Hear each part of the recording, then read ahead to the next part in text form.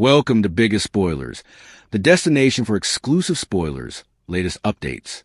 General Hospital spoilers allude that Tracy Quartermaine may say 8 important words as the Quartermaine manse eventually goes to its due proprietor. After Monica Quartermaine's reel will sets the record straight, Tracy is sure to get a dramatic moment that gives Jane Elliott a chance to shine formally again. GH suckers know Martin Gray and Veronica Ronnie Bard have been in cahoots on this scheme involving Monica's will, which Martin changed.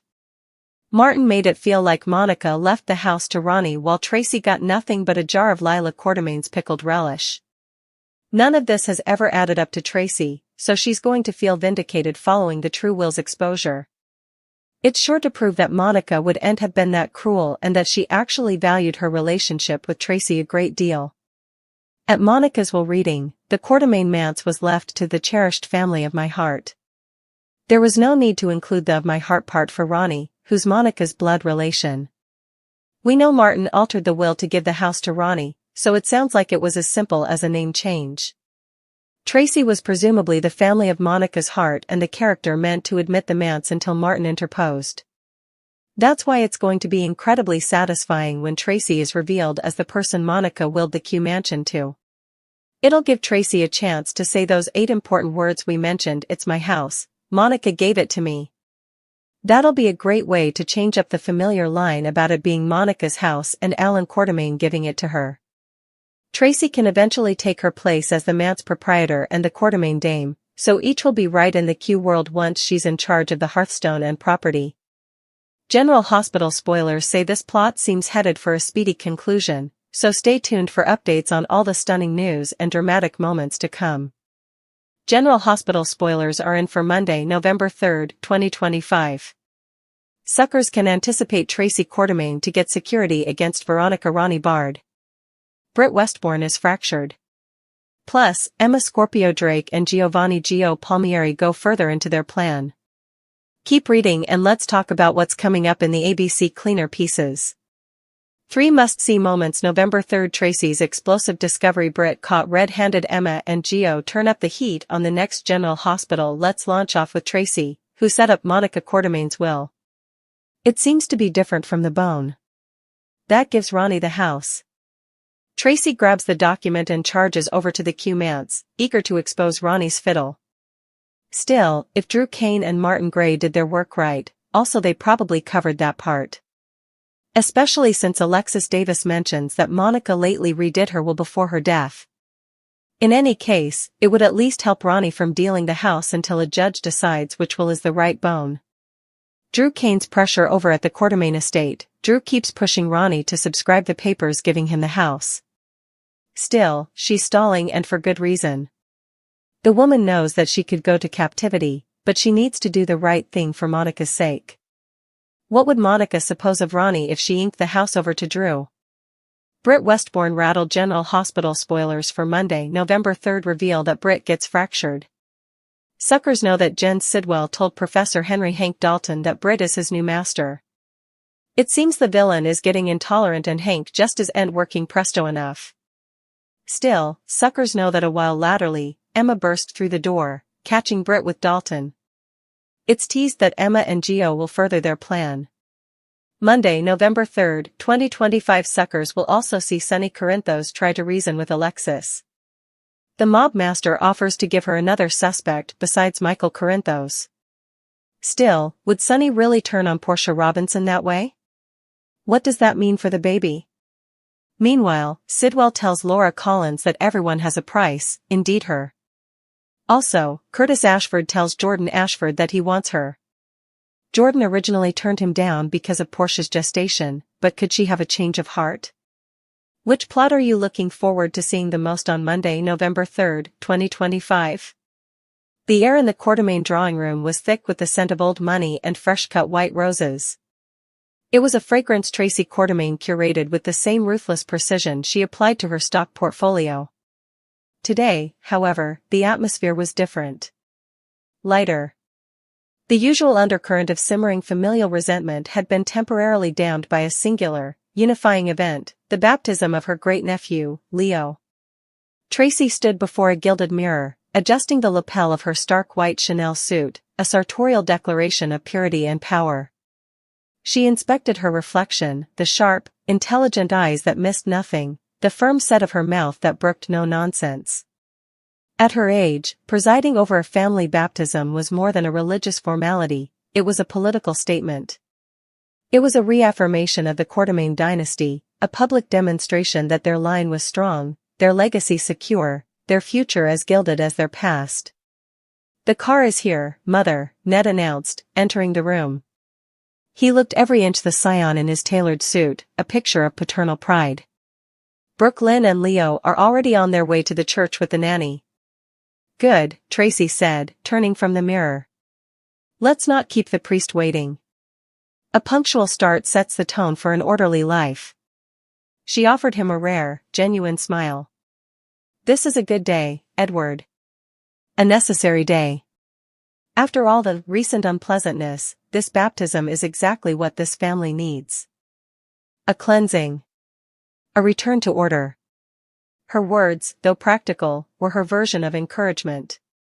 They were a promise of stability, a reassertion of control after the chaotic mess involving her niece, Brooklyn, and that grubby little criminal, Ronnie. That particular stain on the family linen was, thankfully, being bleached out. Ronnie's sentencing was today, a concurrent event she had meticulously ensured would not interfere with their sacred occasion. "It is a new beginning," Ned agreed, his voice warm. "For Leo, and for all of us. He's going to be surrounded by so much love, so much support. He'll want for nothing." "He's a Quartermaine," Tracy stated, as if that single fact negated all potential future hardships. "That is the greatest gift we can give him. The name. The legacy. It's his shield and his sword." The ride to the church was a quiet one, filled with a comfortable silence. Tracy watched the streets of Port Charles slide by, her mind already composing the narrative of the day for the society pages. Quartermaine heir baptized in lavish ceremony. Family unity on full display. It was all about optics, about reinforcing the brand. St. Timothy's Episcopal Church was bathed in the soft, multicolored light of its ancient stained glass windows. The family was assembled in the front pews, Monica, looking frail but serene, Dylan, trying and failing to knot his tie properly, even the ever-inscrutable Valentine Cassadine had made an appearance, a nod to the occasion's significance. Brooklyn stood at the baptismal font, cradling Leo, who was swaddled in a christening gown of Venetian lace that had been worn by Quartermaines for 4 generations. Tracy took her seat at the end of the front pew, a position of authority. She folded her hands in her lap, her posture ramrod straight. This was the baptism beginning. This was the moment the past was symbolically washed away and the future, a pristine Quartermaine future, was consecrated. The priest, a man named Father Jameson who understood the weight of his benefactors, began the liturgy. His voice was a sonorous drone, weaving through the incense-scented air. "Dearly beloved, we are gathered here today to receive this child into the household of God." Tracy allowed the familiar words to wash over her. They were a balm. This was order. This was tradition. This was the way things were meant to be. She watched as Father Jameson poured the holy water over Leo's forehead. The baby startled, let out a small cry, and then settled, his eyes wide and blue. "I baptize you, Leo, in the name of the Father, and of the Son, and of the Holy Spirit." The water dripped onto the lace, darkening the fabric. To Tracy, it was not just water, it was a seal. It was a branding. Leo was now, in the eyes of God and society, irrevocably a Quartermaine. The encouraging words of the ceremony, the promises to renounce sin and evil, the prayers for a life of grace, were all affirmations of the world as she believed it should be structured. Her world. The ceremony concluded with blessings and hymns. The family filed out, their faces softened by the solemnity of the rite. The mood was light, celebratory. The worst was behind them. Ronnie was being processed into the penal system, and Leo was being welcomed into the arms of the church. It was a perfect, poetic balance. The reception was being held back at the mansion, a lavish affair with champagne towers and a string quartet. Tracy held court near the fireplace, accepting congratulations with a regal nod.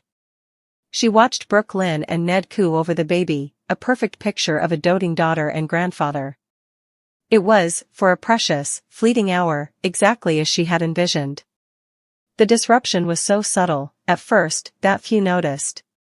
Dylan, ever the technophile, was frowning at his phone. "That's weird," he muttered, mostly to himself. Tracy's hawk-like gaze shifted to him. "What is it, Dylan? If it's one of your filmmaker friends, tell them you're occupied." "It's not that," Dylan said, his brow furrowed. "It's a news alert. About Ronnie's sentencing."